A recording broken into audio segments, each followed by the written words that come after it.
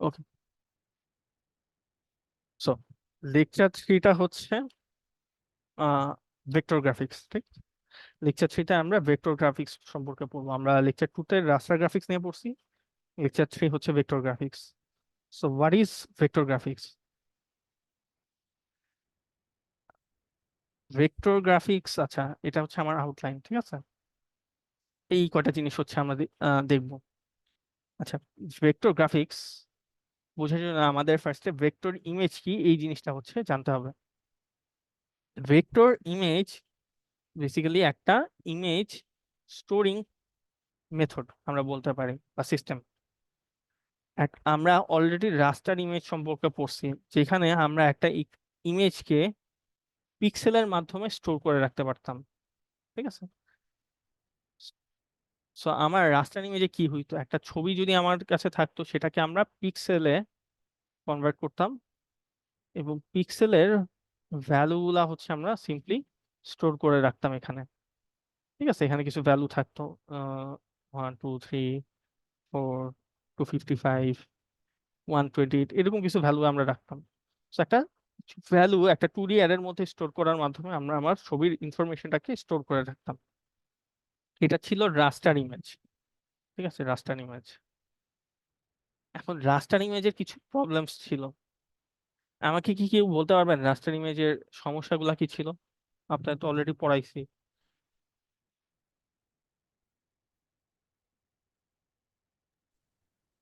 ওই যে sir information quality কমে যেত স্যার, কোয়ালিটি খারাপ হতো স্যার। কখন খারাপ জুম জুম হইতো? করলে নষ্ট হয়ে যেত।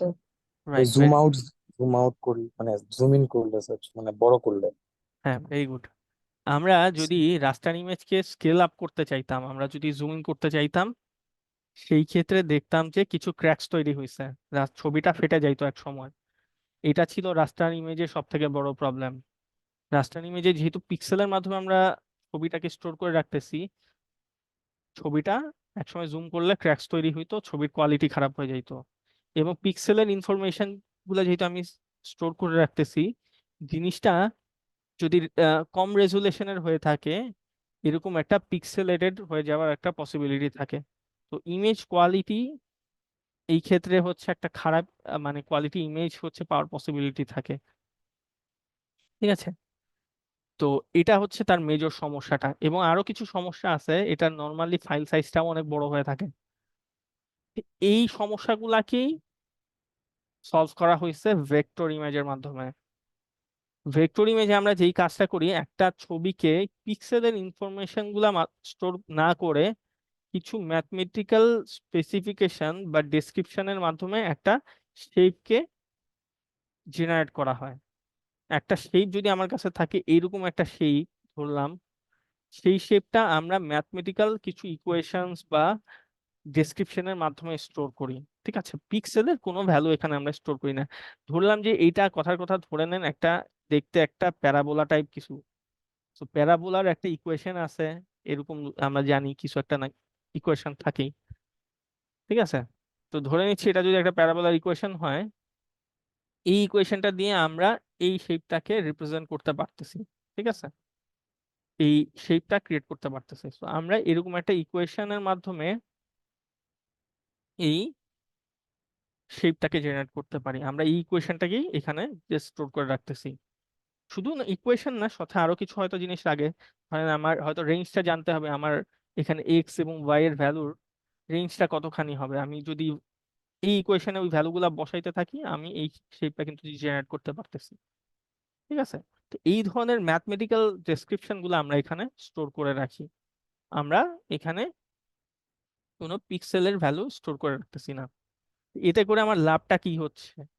লাভটা হচ্ছে এখানে যে আমি রাস্টার ইমেজে যেই জিনিসটা দেখতেছিলাম, যে আমার ছবিটাকে যদি স্কেল আপ করতে চাই, বড় করতে চাই, সেই ক্ষেত্রে জিনিসটা ফেটে যাইতেছিল, এটা কোয়ালিটি ডিগ্রেডেশন হচ্ছিল। বাট এইখানে কোনো কোয়ালিটি ডিগ্রেডেশনটা হবে না। আমি যদি একটা, ধরে নেন যে আমার কাছে এরকম একটা ইকুয়েশন আছে, আমি এই ইকুয়েশনটা আমাকে যে ছবিটা দিবে, আমি চাচ্ছি সেটারই একটা বড় স্কেলড আপ একটা ছবি চাই, ঠিক আছে? এই ছবিটারই আরো বড় ছবি চাই, ঠিক আছে? এটারই আরো বড় চাইতেছি। তো আমাকে কি করতে হইতে পারে?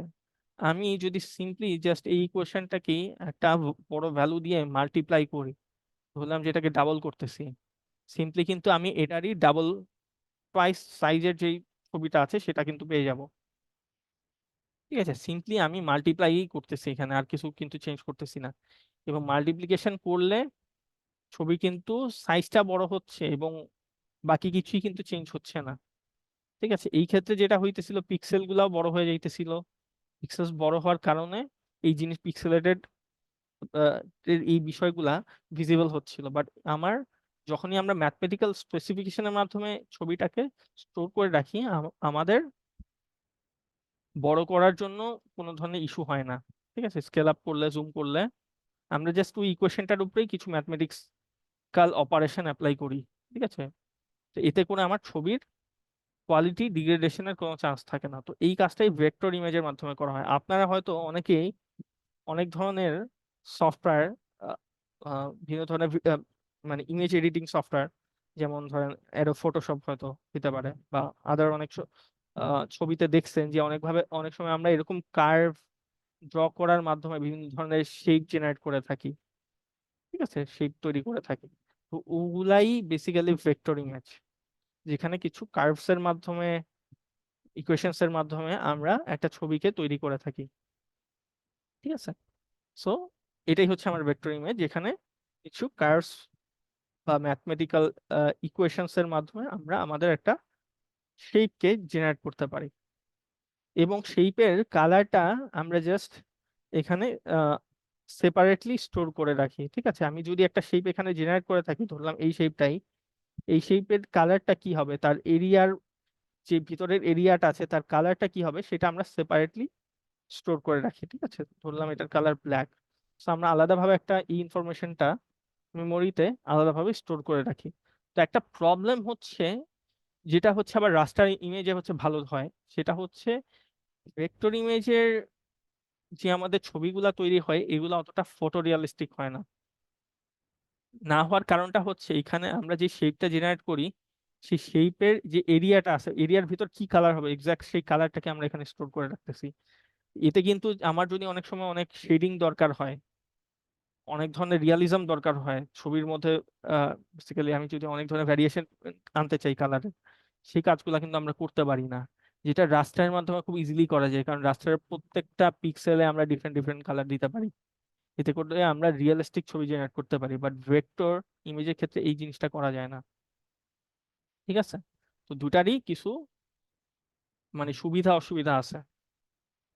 ঠিক আছে, বাট যেই কাজগুলো আমাদের অনেক বেটার কোয়ালিটির ছবি দরকার হয়, কিন্তু কম ফটো রিয়ালিজম দরকার হয়, সেই কাজগুলো আমরা ভেক্টর ইমেজ সাধারণত ইউজ করতে থাকতে পারি। আপনারা কি বলতে পারবেন ভেক্টর ইমেজ গুলা কোথায় সাধারণত আমরা ইউজ করে থাকি?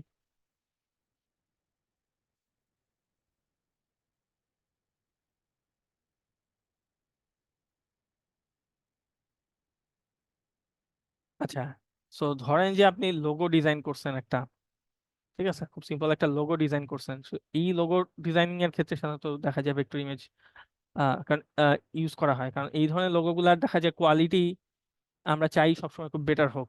ঠিক আছে, এই লোগোগুলাতে আমরা চাইলে কোনো বড় জায়গায়ও যাতে বেসিক্যালি প্রিন্ট করতে পারি, এবং কোনো ছোট এরিয়াতেও যাতে আমরা জিনিসগুলা বেসিক্যালি আমরা যদি দেখাইতে পারি।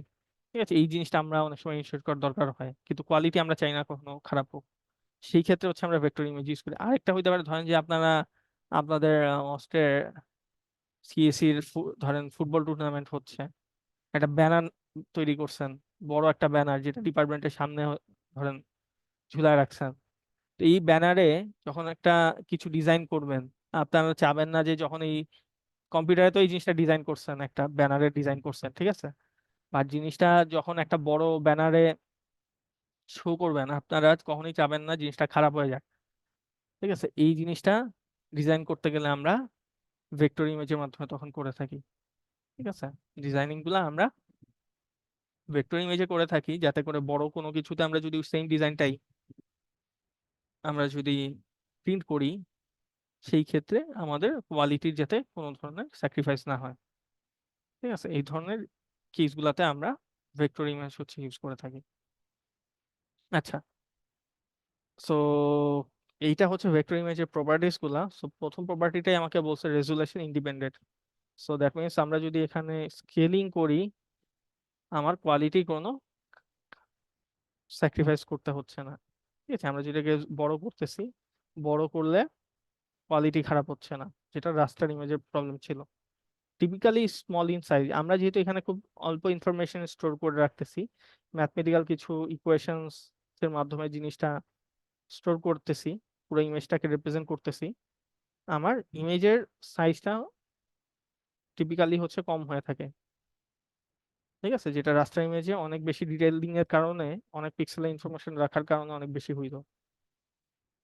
So generate smooth curves and edges, এই ছবির মাধ্যমে, এই ভেক্টর ইমেজের মাধ্যমে আমরা অনেক ধরনের স্মুথ কার্ভ এবং এজেস তৈরি করতে পারি। ঠিক আছে, যেহেতু আমরা এখানে বেটার কোয়ালিটির কিছু ছবি হচ্ছে পাচ্ছি, কিছু ইকুয়েশনস এর মাধ্যমে আমরা কার্ভ গুলাকে জেনারেট করতে পারছি। কার্ভ সাধারণত স্মুথ হয়, যেটা রাস্টার ইমেজে একটা পিক্সেলেটেড হয়ে যাওয়ার পসিবিলিটি থাকে, যেহেতু পিক্সেলের ভ্যালু স্টোর করার মাধ্যমে আমরা জিনিসটাকে করতেছি। এই জিনিসটা আমরা ভেক্টরের মাধ্যমে করলে জিনিসটা স্মুথ হয়। ঠিক আছে, বাট প্রবলেম হচ্ছে লিমিটেড ফটোরিয়ালিজম। এখানে আমরা ফটোরিয়ালিস্টিক ছবি জেনারেট করতে পারতেছি না।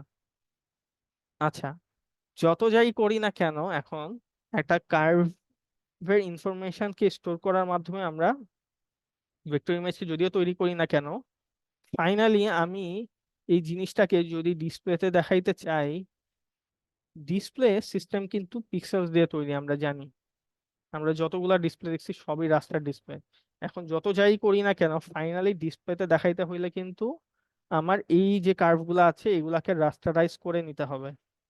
দ্যাট মিনস এগুলাকে পিক্সেলেই কনভার্ট করতে হয়। ঠিক আছে, ফাইনালি আউটপুটটা যেহেতু আমরা রাস্টার ডিসপ্লে ডিভাইসেই দেখাবো, আমাকে কিন্তু পিক্সেলে কনভার্ট করেই দেখাইতে হবে। তো একদম একদম মানে পিওর স্মুথ কার্ভ যে ফাইনালি আমরা পাবো, বিষয়টা এমন হয় না। ঠিক আছে, কিছুটা হইলেও কোয়ালিটি আমার এখানে স্যাক্রিফাইস হচ্ছে। বাট এইভাবে যদি আমি ইমেজকে স্টোর করি, সেই ক্ষেত্রে রাস্টার ইমেজের থেকে বেটার আমরা হচ্ছে কার্ভস, বেটার হচ্ছে ছবি সবসময় হচ্ছে আমরা এখানে পাই। ঠিক আছে, বাট স্টিল এখানে পিক্সেলেটেড হচ্ছেই, কারণ আমার ডিসপ্লে সিস্টেমটাই হচ্ছে রাস্টার ডিসপ্লে। ঠিক আছে, এইটা হচ্ছে আমার এই পয়েন্টটা বলতেছে। File format, these are the common file format of vector image, SVG, AI, PDF, সেগুলো হচ্ছে ভেক্টর ইমেজের ফাইল ফরম্যাট। আচ্ছা, এখানে কারো কোনো প্রবলেম আছে প্রপার্টিস গুলো সম্পর্কে, বা ভেক্টর ইমেজ কি, এটা আইডিয়াটা কি ক্লিয়ার হয়েছে আপনাদের? জি স্যার। ওকে, ফাইন। সো ভেক্টর ইমেজ যদি বুঝে থাকেন, আমরা অলরেডি রাস্টার ইমেজ সম্পর্কে পড়াশোনা করছি। সো আপনারা রাস্টার ইমেজ এবং ভেক্টর ইমেজের 5টা হচ্ছে ডিফারেন্স বের করবেন। ঠিক আছে, এখন আমি বলতে, এখন বের করা লাগবে না, বাট পরীক্ষায় এই ধরনের প্রবলেমস থাকে। সো দুইটার ডিফারেন্স আপনারা বের করে রাখবেন। ঠিক আছে, আমার এই প্রপার্টি গুলা যদি দেখেন বা যা ডিসকাশন করছে ওগুলা থেকে আপনারা কিছু ডিফারেন্সেস বের করতে পারবেন। ঠিক আছে, এগুলা লিস্ট করে রাখবেন। ঠিক আছে, পরীক্ষায় কোশ্চেনটা ইম্পর্টেন্ট অনেক। আচ্ছা, এটা আপনাদের জন্য টাস্ক। আচ্ছা, সো ভেক্টর ইমেজে আমরা দেখতেছি অনেক ধরনের কার্ভ নিয়ে হচ্ছে আমাদের ডিল করতে হয়। ঠিক আছে, যেহেতু আমরা বলতেছি এখানে কার্ভস এর মাধ্যমে, ইকুয়েশনস এর মাধ্যমে আমরা কার্ভ গুলাকে তৈরি করি, তৈরি করে একটা ছবিকে হচ্ছে আমরা তৈরি করি। সো কার্ভ কি, কার্ভ কিভাবে জেনারেট করতে হয়, এই জিনিসটা নিয়ে আমাদের হচ্ছে এই লেকচারের একটা বড় পার্ট, বা এরপরে যে পার্ট গুলো আছে সব আমরা কভার করব। ঠিক আছে, এখন কার্ভ জিনিসটা কি সেটা ফার্স্ট আমরা ডেফিনেশন একটু জানার চেষ্টা করি। সো অ্যাকর্ডিং টু আমাদের বই, আহ, এই ডেফিনেশনটা আমরা পাচ্ছি, curve is the continuous image of some interval in an N dimensional space. ঠিক আছে, কার্ভ বলতেছি একটা কন্টিনিউয়াস ইমেজ। ঠিক আছে, কার্ভ মানে জিনিসটা কন্টিনিউয়াস হইতে হবে। ঠিক আছে, এবং continuous image of some interval, একটা ইন্টারভালের মধ্যে জিনিসটা হয়ে থাকে। ঠিক আছে, পার্টিকুলার একটা রেঞ্জের মধ্যে আমার জিনিসটা হইতে হবে, এবং এটা একটা এন ডাইমেনশনাল স্পেসে হয়ে থাকে। এখন জিনিসটা একটা ওয়ান ডাইমেনশনাল স্পেসে হইতে পারে, এটা একটা 2D স্পেস আমি আঁকছি, 2D স্পেসের মধ্যে যেহেতু স্ক্রিনটা 2D, সেখানেও একটা কার্ভ হইতে পারে যেখানে আমরা দুইটা অ্যাক্সিস ধরতেছি, বা এটা একটা 3D এক্সিসেও একটা কার্ভ হইতে পারে। ঠিক আছে, যদি আমরা তিনটা ডাইমেনশন ধরি, ঠিক আছে, এখানে এন ডাইমেনশনাল স্পেসে কার্ভ হইতে পারে। ঠিক আছে, সো আমরা এখানে যে কোনো একটা ডাইমেনশনে কার্ভটা থাকতে পারে। আচ্ছা, আরেকটা ডেফিনেশনে কার্ভের হচ্ছে আরেকটা ডেফিনেশন কথা বলা হয়েছে বই, সেটা হচ্ছে এভাবে বলা হয়েছে: curve is a continuous map from one dimensional space to N N dimensional space. তো এখানে যেটা বলা হচ্ছে, কার্ভকে আমরা বলতেছি, কার্ভ হচ্ছে একটা কন্টিনিউয়াস ম্যাপ। দ্যাট মিনস এখানেও একটা কন্টিনিউয়াস আমরা বলতেছি কার্ভটাকে, map from one dimensional space, একটা ওয়ান ডাইমেনশনাল স্পেস থেকে এন ডাইমেনশনাল স্পেসে একটা কন্টিনিউয়াস ম্যাপ আমরা বলতেছি এটাকে। জিনিসটা অনেকটা এরকম, যখনই আমরা কার্ভ চিন্তা করি, আমরা চিন্তা করি যে টাইমের রেসপেক্টে এখানে একটা কার্ভের কিছু প্রত্যেকটা পয়েন্ট হচ্ছে চেঞ্জ হচ্ছে। ঠিক আছে, সো আমরা এখানে যখনই কার্ভ চিন্তা করব, আমরা এভাবে চিন্তা করতে পারি যে আমাদের এই এক্সিসে টাইম আছে, ঠিক আছে, এবং প্রত্যেক টাইমে ধরলাম এটা হচ্ছে আমার T0 টাইম। আচ্ছা, T0 টাইমটা এখানে ধরি। T0 টাইমে হচ্ছে আমার কার্ভের প্রথম পয়েন্টটা ছিল, আমি যখনই টাইম ভ্যারি করতেছি আমার কার্ভের পয়েন্টও এখানে চেঞ্জ হচ্ছে। ঠিক আছে, সো আমরা বলতে পারি কার্ভ হচ্ছে একটা ফাংশন অফ টি। ঠিক আছে, যেখানে আমি যদি টাইমকে ইনপুট দেই, আমার একটা পয়েন্ট বা আউটপুট আমাকে এই কার্ভের উপর বেসিক্যালি একটা পয়েন্ট আমাকে সেটা বের করে দিবে। এখন এটা যদি একটা 2D কার্ভ হয়ে থাকে, দুইটা এখানে যদি আমি দুইটা পয়েন্ট দিয়েই কার্ভটাকে রিপ্রেজেন্ট করতে পারি, বেসিক্যালি দুইটা কোঅর্ডিনেট দিয়ে যদি রিপ্রেজেন্ট করতে পারি, সেটা একটা 2D স্পেসে হচ্ছে এই কার্ভটা থাকবে। যদি আমার এটা একটা 3D স্পেসে হয়ে থাকে, সেই ক্ষেত্রে আমার তিনটা পয়েন্ট দিয়ে এই তিনটা কোঅর্ডিনেট দিয়ে প্রত্যেকটা পয়েন্টকে রিপ্রেজেন্ট করতে হবে। ঠিক আছে, সো এইখানে আমরা যে জিনিসটা করতেছি, একটা 1D স্পেসকে, যেটা হচ্ছে টাইমকে হচ্ছে আমরা ইন ডাইমেনশনাল স্পেসে কনভার্ট করতেছি। ঠিক আছে, সো কার্ভকে আমরা এইভাবেও ডিফাইন করতে পারি যে এটা একটা ওয়ান ডাইমেনশনাল স্পেসকে আমরা ইন ডাইমেনশনাল স্পেসের কন্টিনিউয়াস ম্যাপ বলতে পারি। ঠিক আছে, যেখানে আমরা প্রত্যেক টাইমে কার্ভের different different different different point পাচ্ছি। ঠিক আছে, এটা হচ্ছে একদম সিম্পলি বইয়ের ভাষায় কার্ভের ডেফিনেশন। সো কার্ভ মানে একটা কন্টিনিউয়াস কিছু হবে। ঠিক আছে, এটা হচ্ছে আমাদের ধরে নিতে হবে। ওকে, তো এটা হচ্ছে কার্ভ। এবং এখানে আপনাদের সেকেন্ড যে ডেফিনেশনটা দিচ্ছি, সেই ডেফিনেশন সাপেক্ষে হচ্ছে একটা এক্সাম্পল দেওয়া হয়েছে। ঠিক আছে, এখানে আমরা দেখতেছি একদম ইনিশিয়ালি আমাদের টি যদি 0 রাখি, সেই ক্ষেত্রে আমাদের কার্ভের প্রথম পয়েন্টটা আমরা পাচ্ছি এখানে T.5 দেওয়ার পরে আমরা এরকম একটা এই কার্ভ পজিশনটা পাচ্ছি। ঠিক আছে, ডিফারেন্ট পয়েন্টে ডিফারেন্ট পাচ্ছি। সো যদিও কার্ভটাকে আমরা বলতেছি এটা একটা 2D প্লেনে আছে, দ্যাট মিনস এখানে প্রত্যেকটা পয়েন্ট একটা 2D কোঅর্ডিনেট সিস্টেম ফলো করতেছে, বাট ইটস অ্যাকচুয়ালি 1D। ঠিক আছে, যদি কার্ভের ডাইমেনশন বলা হয়, এটাকে আমরা একটা ওয়ান ডাইমেনশনাল কিছু একটা বলবো। ঠিক আছে, ওয়ান ডাইমেনশনাল বলার কারণটাই হচ্ছে এটাকে আমরা একটা প্যারামিটার দিয়ে রিপ্রেজেন্ট করতে পারতেছি এখানে। এই প্যারামিটারটা হচ্ছে কি, বা টাইম। আমার একটা কার্ভ থাকতে পারে, ধরলাম এরকম কিছু কার্ভের ইকুয়েশন। ঠিক আছে, ওয়ান, এটাই হচ্ছে আমি ধরতেছি কার্ভের একটা ফাংশন, যেখানে আমি শুধু টি দিয়ে কার্ভটাকে রিপ্রেজেন্ট করতে পারি। টি এর ভ্যালু যদি জানি, প্রত্যেকটা টি এর জন্য আমরা ডিফারেন্ট ডিফারেন্ট ভ্যালু পাচ্ছি, সেই ভ্যালুগুলোই আমার এই কার্ভের পজিশনকে বের করে দিচ্ছে। ঠিক আছে, ফাংশন অফ টি বলতে পারি। আচ্ছা, এটা গেল ডেফিনেশন এবং খুবই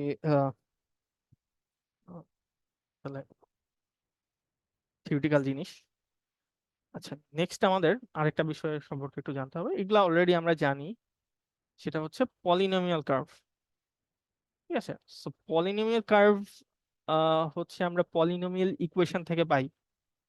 ঠিক আছে, পলিনোমিয়াল ইকুয়েশন আপনারা অলরেডি হচ্ছে আপনাদের আহ, মানে স্কুল বা কলেজ লেভেলেই পড়ে আসছেন। ঠিক আছে, আমরা দ্বিঘাত সমীকরণ জানি, ত্রিঘাত সমীকরণ জানি, চতুর্ঘাত সমীকরণ জানি, বিভিন্ন হায়ার ডিগ্রি ইকুয়েশনস আমরা জানি। সো বেসিক্যালি এই ইকুয়েশনস গুলা যেখানে একটা আহ, ঘাত থাকে, ঠিক আছে, সেই জিনিস, সেই ইকুয়েশনস গুলাকে আমরা পলিনোমিয়াল ইকুয়েশনস বলতেছি। এবং এই ইকুয়েশনস গুলাই আমরা যদি প্লট করি, সেটা আমাকে একটা পলিনোমিয়াল কার্ভ হচ্ছে দিবে। So basically polynomial equation, what is a polynomial equation? A polynomial equation is a sum of variables raised to the powers and multiplied by coefficients. ঠিক আছে, সো বেসিক্যালি এটা যদি মানে এটা তো অনেক কমপ্লেক্স একটা কিছু আছে, বাট আমি যদি আম, মানে আপনারা একটা ইকুয়েশন চিন্তা করেন, যে আমার কাছে একটা ইকুয়েশন ধরেন যে এরকম কিছু আছে, 2x² plus 3x plus 2। So এইখানে আমরা দেখতেছি এই ইকুয়েশনটাকে আমার ভ্যারিয়েবল, যদি আমি এক্স চিন্তা করি, এক্স এর একটা পাওয়ার আছে, ঠিক আছে, এখানেও এক্স এর একটা পাওয়ার আছে, দ্যাট মিনস এক্স এর কিছু ঘাত আছে, এবং তার সাথে কিছু কোএফিসিয়েন্ট মাল্টিপ্লাই হইতেছে। তো একটা পলিনোমিয়াল ইকুয়েশনে ভ্যারিয়েবলের পাওয়ার থাকে, এবং ভ্যারিয়েবল গুলার সাথে সাধারণত একটা কোএফিসিয়েন্ট মাল্টিপ্লাই হয়ে থাকে, ঠিক আছে, এবং এরকম এই জিনিসগুলা আমার একটা ইকুয়েশন ফর্ম করে, এবং সেটাকে একটা পলিনোমিয়াল ইকুয়েশন আমরা বলতেছি। ঠিক আছে, জেনারেলাইজড আকারে যদি লিখি, একটা পলিনোমিয়াল ইকুয়েশনকে এইভাবে লেখা যায়, ঠিক আছে। সো এরকম একটা জেনারেলাইজ ফরম্যাটে লেখা যায়, যেটা হচ্ছে summation of A I x to the power I. ঠিক আছে, যেখানে এ হচ্ছে আমার কোএফিসিয়েন্ট এবং এক্স হচ্ছে আমার ভেরিয়েবল। সো এটা হচ্ছে আমার একটা কোএফিসিয়েন্ট, A1 হচ্ছে আমার সেকেন্ড কোএফিসিয়েন্ট আমরা বলতে পারি, যেটা এক্স এর সাথে মাল্টিপ্লাই হচ্ছে, এক্স এর সাথে আরেকটা কোএফিসিয়েন্ট। বেসিক্যালি এটা একটা জেনারেলাইজ ফরম্যাটে আমরা লিখছি, ঠিক আছে, আমাদের একটা পলিনোমিয়াল কার্ভ। এখন এইখানে আমরা এন, বেসিক্যালি আমাকে কি বলতে পারবেন, আমি যদি এরকম একটা ইকুয়েশন লিখতাম, আমি একটু এভাবে লিখি, 3x এক্স কিউব প্লাস, এই ইকুয়েশনে ডিগ্রিটা কত? ম্যাম, এই sir third third degree degree polynomial. Sir, যেহেতু থ্রি হ্যাঁ, এক্স কিউব। এক্স কিউব হওয়ার কারণে মানে আমরা ডিগ্রি কিভাবে বের করতেছি? মানে হাইয়েস্ট যে পাওয়ারটা আছে। Very good.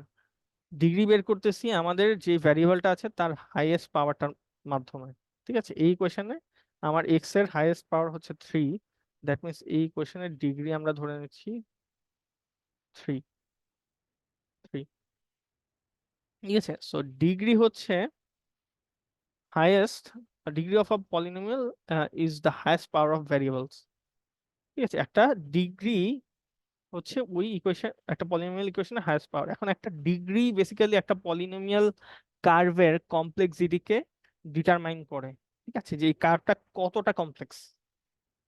Say for example, আমি যদি একটা 1 ডিগ্রি ইকুয়েশন নিয়ে চিন্তা করি, একটা 1 ডিগ্রি ইকুয়েশন এরকম হইতে পারে, আমরা আহ, একটা লাইনের ইকুয়েশন, ঠিক আছে, আমরা লাইনের ইকুয়েশন জানি না, y = mx + c, এরকম জেনারেল ফরম্যাটে লিখতে পারি। আবার যদি এটাকে কিছু ভ্যালু বসাই, 3x + 2, ঠিক আছে, একটা লাইনের ইকুয়েশন হচ্ছে একটা 1 ডিগ্রি পলিনোমিয়াল, যেখানে আমরা এক্স এর পাওয়ার কত পাচ্ছি,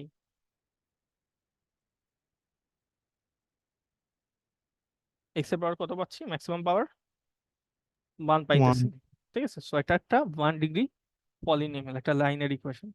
যেহেতু একটা 1 ডিগ্রি পলিনোমিয়াল, এই লাইনের মাধ্যমে আমরা যে কার্ভটা পাই সেটা ভেরি সিম্পল হয়ে থাকে, কোনো প্যাচপুচ থাকে না, কোনো কমপ্লেক্স বেন্ডিং থাকে না, জাস্ট একটা সিম্পল লাইন হয়ে থাকে এটা।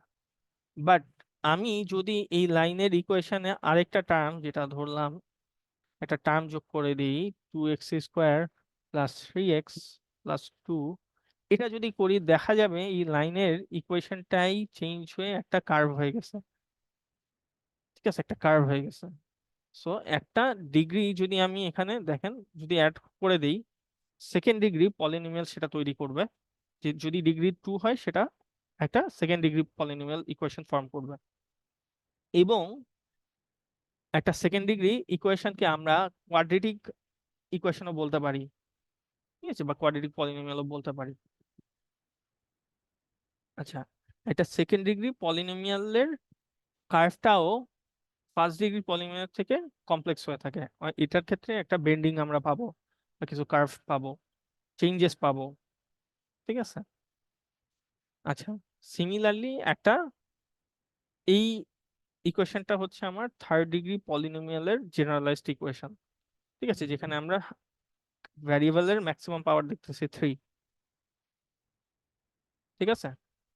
এখন এই ইকুয়েশনের ক্ষেত্রে আহ, আমরা কিন্তু দেখা যাবে যে এটা সেকেন্ড ডিগ্রি পলিনোমিয়াল বা কোয়াড্রেটিকের থেকেও আমার একটা কমপ্লেক্স কার্ভ হচ্ছে জেনারেট করবে, ঠিক আছে।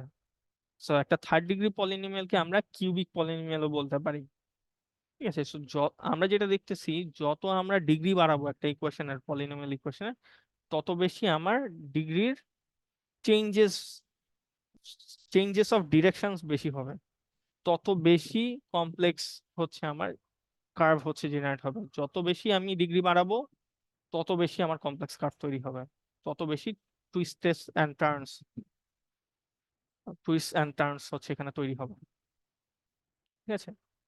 তো চেঞ্জেস গুলো অনেক বেশি হবে, ঠিক আছে। এটা হচ্ছে আমার পলিনোমিয়াল কার্ভ। ওকে, সো এইটা আমার মনে হয় কোনো প্রবলেম থাকার কথা না। আচ্ছা, 1 মিনিট ব্রেক, ঠিক আছে।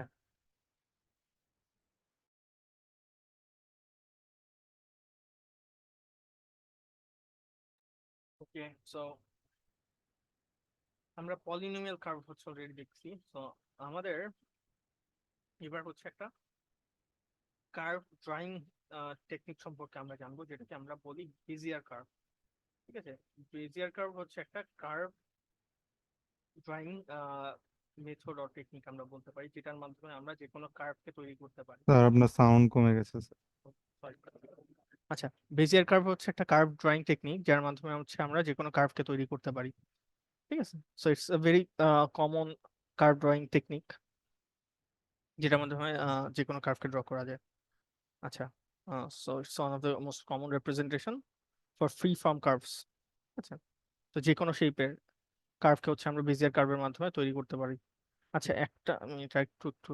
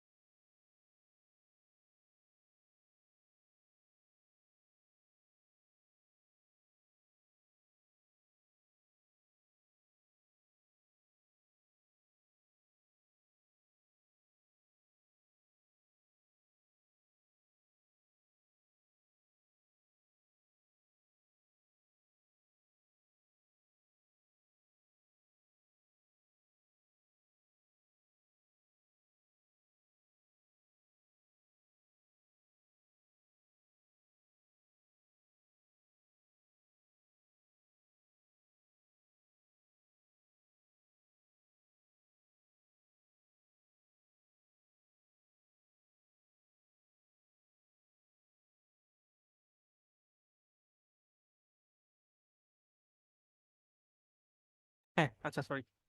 সো বেজিয়ার কার্ভ হচ্ছে একটা কার্ভ ড্রয়িং টেকনিক, ঠিক আছে, যার মাধ্যমে আমরা যে কোনো কার্ভকে তৈরি করতে পারি। তো এটা অরিজিনালি ডেভেলপ করছে পল ডি কাস্টালজো নামে একজন, 1957-এ। সো এটা অনেক পুরোনো একটা টেকনিক। যদি হচ্ছে পল ডি কাস্টালজো এটাকে ডেভেলপ করছে, পরবর্তীতে এই কার্ভ ড্রয়িং টেকনিকটাকে পপুলারাইজ করছে হচ্ছে পিয়েরি বেজার নামে একজন, যার নামেই এই বেজিয়ার কার্ভের নামটা হচ্ছে তৈরি করা, মানে পরবর্তীতে নামকরণ করা হয়েছে। যদি অ্যালগোরিদমটা ডেভেলপ করছে কিন্তু ডি কাস্টালজো। ঠিক আছে, যখন আমরা অ্যালগোরিদমটা দেখবো পল কাস্টালজো, ডি কাস্টালজো অ্যালগোরিদম আমরা দেখাই এখানে, ঠিক আছে, তখন দেখবো। আচ্ছা, সো উনি যখন পিয়ারি বেজার বেসিক্যালি এটা অ্যাপ্লাই করছিল, যখন সে কারের কোন একটা গাড়ির ডিজাইন করতে চাচ্ছিল, সো গাড়ির ডিজাইন করতে গিয়ে সে এই অ্যালগোরিদমের মাধ্যমে জিনিসটাকে ডিজাইন করছিল, মডেলিংটা করছিল। ঠিক আছে, সো বেজিয়ার কার্ভের মাধ্যমে আমরা যে কোনো কার্ভ, যে কোনো শেপ তৈরি করতে পারি। আম, এটা হচ্ছে 3D মডেলিং এর ক্ষেত্রে খুব কমনলি হচ্ছে ইউজ করা হয়, বা আমরা কম্পিউটার এইডেড ডিজাইন যদি করতে চাই সেই ক্ষেত্রে এই বেজিয়ার কার্ভটার মাধ্যমে হচ্ছে ডিজাইনিং করা হয়ে থাকে। আচ্ছা, সো এটা ছিল থিওরিটিক্যাল জেনারেল কিছু নলেজ। সো বেজিয়ার কার্ভটা যদি আমাদের তৈরি করতে হয়, আমরা সেই ক্ষেত্রে প্যারামেট্রিক ইকুয়েশন নিয়ে কাজ করি।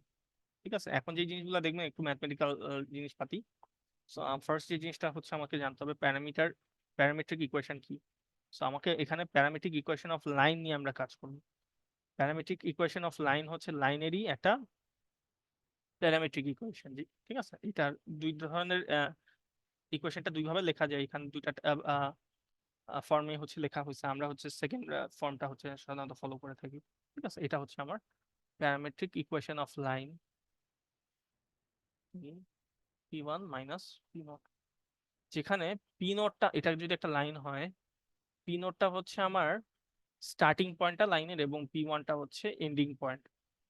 আমি টি এর ভ্যালু 0 থেকে 1 এর মধ্যে ভ্যারি করতে পারি। টি এর ভ্যালু যদি আমরা 0 বসাই, আমরা এই লাইনের ফার্স্ট পয়েন্টটা, দ্যাট মিনস পি ওয়ান পয়েন্টটা পাই। টি এর ভ্যালু যদি অল্প একটু বাড়াই, ধরলাম 0.1 করলাম, একটু সামনে একটা পয়েন্টকে আমরা পাবো লাইনের উপরে। ঠিক আছে, টি এর ভ্যালু যদি আমরা একদম 1 করে দিই, ম্যাক্সিমাম করি, আমরা এন্ড পয়েন্টটা হচ্ছে পাবো। কিভাবে পাবো? সিম্পলি এই কোয়েশনে যদি আমি টি এর ভ্যালু 0 বসাইতাম, 0, সেই ক্ষেত্রে দেখেন T0 হইলে আমি জাস্ট পাচ্ছি কিন্তু P1। টি এর ভ্যালু যদি আমি 1 বসাইতাম, P1 কি পাচ্ছি? P0, P1 minus P0, P1 পাচ্ছি।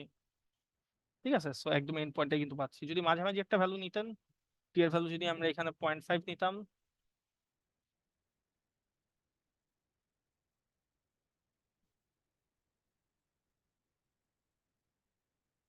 0.5 কে নিতাম,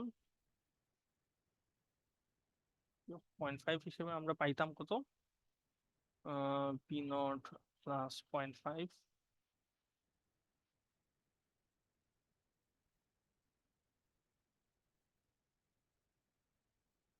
ঠিক আছে, যেটা কিন্তু আমার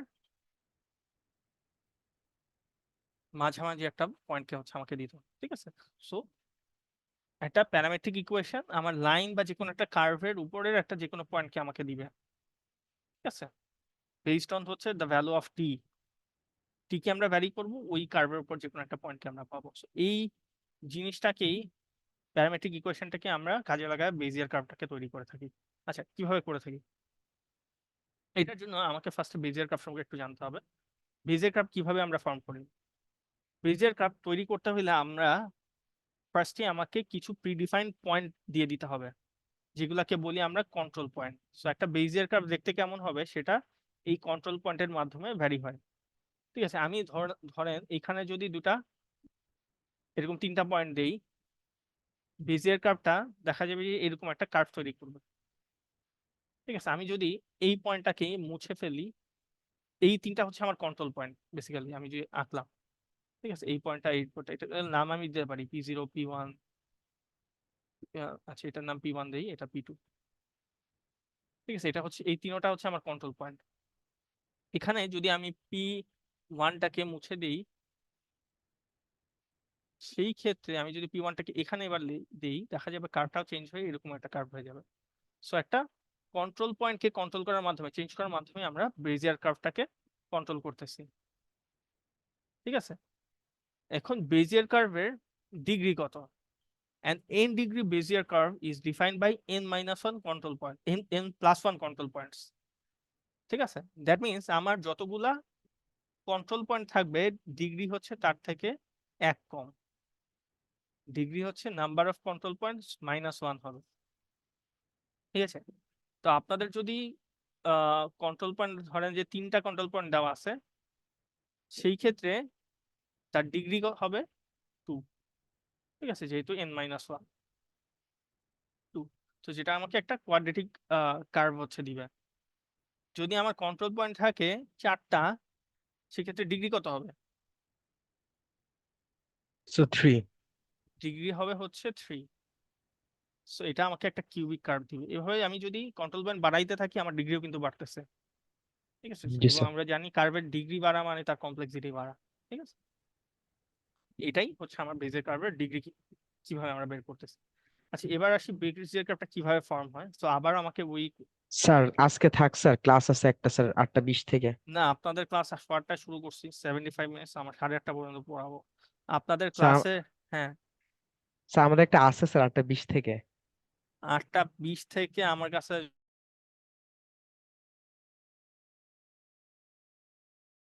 আচ্ছা ওয়েট, ওকে। সো এখানে আসি, বেজিয়ার গ্রাফটা কিভাবে হচ্ছে আমরা তৈরি করি। ঠিক আছে, সো এটা করার জন্য আমাদের আবার হচ্ছে প্যারামেট্রিক ইকুয়েশন লাইনে যাইতে হবে। ঠিক আছে, সো যেটা আমরা এখানে দেখছি। ঠিক আছে, যে পি নট প্লাস হচ্ছে T into P one minus P naught, তো সেটাকেই আমরা একটু অন্যভাবে এখানে লিখতেছি। ঠিক আছে, একটা কোয়াড্রেটিক বেজিয়ার কার্ভ আমরা তৈরি করব এখানে। কোয়াড্রেটিক বেজিয়ার কার্ভ মানে তার ডিগ্রি হচ্ছে 2। ডিগ্রি 2 থাকা মানে তার কন্ট্রোল পয়েন্ট হচ্ছে থাকবে এখানে 3টা। কন্ট্রোল পয়েন্ট 3টা কোয়াড্রেটিক বেজিয়ার কার্ভে, এবং ডিগ্রি হচ্ছে 2টা। ঠিক আছে, কন্ট্রোল পয়েন্ট 3টাকে আমরা পি নট, পি1 এবং পি2 এইভাবে হচ্ছে আইডেন্টিফাই করতেছি। এখন আমাদের যেই কাজটা করতে হবে, সেটা হচ্ছে পি0 আর পি1 কে আমরা কানেক্ট করব, একটা লাইন তৈরি করব। তো পি1 আর পি2 কে কানেক্ট করব, একটা লাইন তৈরি করব। ঠিক আছে, আমি এখানে আঁকি পি0, পি1, পি2। ঠিক আছে, এই দুটা কানেক্ট করলাম, এই দুটা কানেক্ট করলাম, দুইটা লাইন হবে। এইখানে একটা প্যারামেট্রিক ইকুয়েশন পাবো লাইনের পি0 আর পি1 দিয়ে, এবং এইখানে একটা প্যারামেট্রিক ইকুয়েশন পাবো লাইনের পি1 আর পি2 হবে, যে লাইনটা হবে সেই লাইনটা। ঠিক আছে, এটা হচ্ছে আমার first parametric of equation of line, এটা হচ্ছে আমার সেকেন্ড লাইনটার প্যারামেট্রিক ইকুয়েশন। ঠিক আছে, পি1 আর পি2 দিয়ে যেটা আমরা ফর্ম করছি, এখানে টি এর জায়গায় প্যারামিটার হিসেবে ইউ কে ইউজ করা হয়েছে। ঠিক আছে, তো আমরা এখানে যে কাজটা করব, ইউটাকে এখানে ভ্যারি করব। ঠিক আছে, ধরলাম ইউটা ফার্স্টে আমরা ইউ এর একটা ভ্যালু দিচ্ছি। ঠিক আছে, ধরলাম এখানে 0.02 দিচ্ছি। তো দিলে যে জিনিসটা পাবো ফার্স্ট ইকুয়েশনে, এই ইকুয়েশনে আমরা এই লাইনের উপর একটা পয়েন্টকে পাবো, ধরলাম পয়েন্টটা এখানে আছে। ইউ এর ভ্যালু আমি যদি সেকেন্ড এই ইকুয়েশনটাতে বসাই, আমরা এই সেকেন্ড লাইনের উপরে একটা পয়েন্টকে পাবো, ধরলাম পয়েন্টটা এখানে আছে। আমরা কি করব, এই পয়েন্টটা আমি ধরে নিচ্ছি কিউ0, এবং এই পয়েন্টটা হচ্ছে কিউ1। আমরা কি করব, কিউ0 আর কিউ1 কে যোগ করব। ঠিক আছে, যোগ করব, এবং আমরা এই ইকুয়েশনে এবার কিউ0 আর কিউ1 দিয়ে যেই প্যারামেট্রিক ইকুয়েশন হয় লাইনের, এটা হচ্ছে আমার ধরে নেয় সেই ইকুয়েশনটা। এখানে আমরা আবার ইউ এর ভ্যালু বসাবো। ঠিক আছে, ইউ এর ভ্যালুটা সেম, ইউ এর ভ্যালু 0.2 বসাচ্ছি। বসাইলে আমরা যেই পয়েন্টটা পাবো, এই দুটো যোগ করার পর যে পয়েন্টটা পাবো, সেই পয়েন্টটাই, এই পয়েন্টটাই হচ্ছে বেজিয়ার কার্ভের একটা পয়েন্ট। ঠিক আছে, বেজিয়ার কার্ভের একটা পয়েন্ট। আমি একটু সিমুলেশনটা দেখাই আপনাদের, দেখলে সব থেকে সুবিধা হবে আপনাদের। সো এইটা হচ্ছে আমার 3টা কন্ট্রোল পয়েন্ট, পি0, পি1, পি2। ঠিক আছে, 3টা কন্ট্রোল পয়েন্ট আমার বেজিয়ার কার্ভে। আমরা কি করতেছি, এই কন্ট্রোল পয়েন্ট গুলোকে কানেক্ট করতেছি। এটা আমার first parametric equation of line, এটা সেকেন্ড ইকুয়েশন, এটা ইকুয়েশন 1, এটা ইকুয়েশন 2 ধরতেছি। ঠিক আছে, এই দুটা ইকুয়েশন। ওকে, সো এইখানে এখন আমরা কি করব, একটা আমার প্যারামিটার আছে ইউটাকে আমি বসাবো। ইউ এর ভ্যালু ফার্স্টে আমরা 0 বসাইলাম। সো আমার ফার্স্ট ইকুয়েশন ছিল এইটা।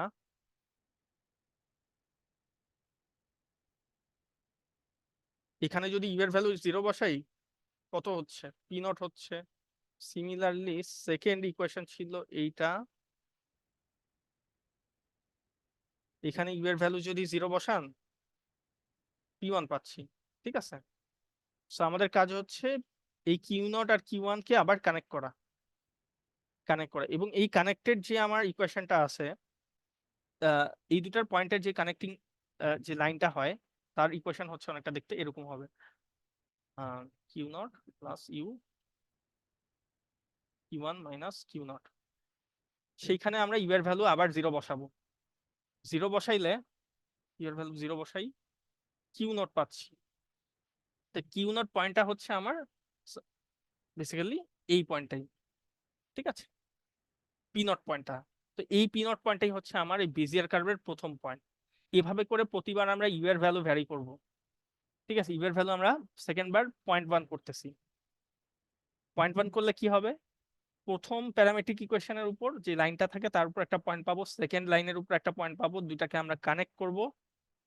কানেক্ট করে কানেক্টিং লাইনের ইকুয়েশনে আবার ইউ এর ভ্যালু বসাবো, ঠিক আছে। ইউ এর ভ্যালু বসাইলে যে পয়েন্টটা পাবো এই পয়েন্টটাই হচ্ছে আমার সেকেন্ড পয়েন্ট বেজিয়ার কার্ভে। এইভাবে করে আমি প্রতিবার ইউ এর ভ্যালু ভ্যারি করে সেম কাজটা করব। এই লাইনের উপর একটা পয়েন্ট পাইলাম, এই লাইনের উপর একটা পয়েন্ট পাইলাম, দুটাই কানেক্ট করলাম, কানেক্টিং লাইনের উপর আবার প্যারামেট্রিক ইকুয়েশনে ইউ এর ভ্যালু বসাবো, আরেকটা পয়েন্ট পাচ্ছি। এটা হচ্ছে আমার প্যারামেট্রিক, আমার বেজিয়ার কার্ভের থার্ড পয়েন্টটা। এভাবে করে আমি যদি ইউ এর ভ্যালু বাড়াইতে থাকি সেই ক্ষেত্রে আমার বেজিয়ার কার্ভের আমরা সবগুলা পয়েন্ট জেনারেট করতে পারবো। এভাবে যদি আমি ইউ এর ভ্যালু বাড়াইতে বাড়াইতে বাড়াইতে বাড়াইতে বিভিন্ন ধরনের পয়েন্ট জেনারেট করি, সেটা আমাকে একটা কার্ভ তৈরি করে দেয়। তো এই কার্ভটাই হচ্ছে আমার একটা বেজিয়ার কার্ভ, একটা কোয়াড্রেটিক বেজিয়ার কার্ভ। কারণ হচ্ছে এখানে আমরা তিনটা কন্ট্রোল পয়েন্ট ইউজ করছি যার ডিগ্রি হচ্ছে 2। এই জিনিসটা বোঝা গেছে? সিমুলেশনটা সিমুলেশনটা বোঝা গেছে আপনাদের? হ্যালো? জি স্যার। ওকে, ভেরি গুড। আচ্ছা সবাই 25 পর্যন্ত পড়াবো, বাট সবাই হচ্ছে এর মধ্যেই আপনাদের অ্যাটেন্ডেন্সটা দিয়ে দেন।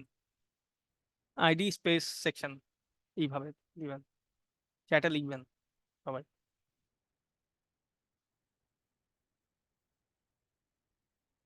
ওকে, সো এটা বোঝা গেলে ভালো। এই যে বেজিয়ার ক্রাফটটা আমরা এখানে কোয়াড্রেটিক তৈরি করছি সেটার ইকুয়েশনটা কি হবে সেটা বের করতে চাইলে আমার সিম্পলি আমরা এটা হচ্ছে ফার্স্ট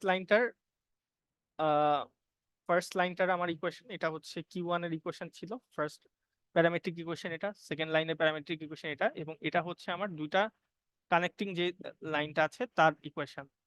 এটাই কিন্তু আমার বেজিয়ার কার্ভের পয়েন্টটাকে বের করতেছিল, ঠিক আছে। এখন এখানেই যদি আমি কিউ ওয়ান আর কিউ নট এর ইকুয়েশনটাকে প্লাগ ইন করে দেই, এটা কিউ ওয়ান এর ভ্যালুটা যদি এখানে বসায় দিই, কিউ নটটার যদি এখানে বসায় দিই, আমার এরকম একটা ইকুয়েশন পাই।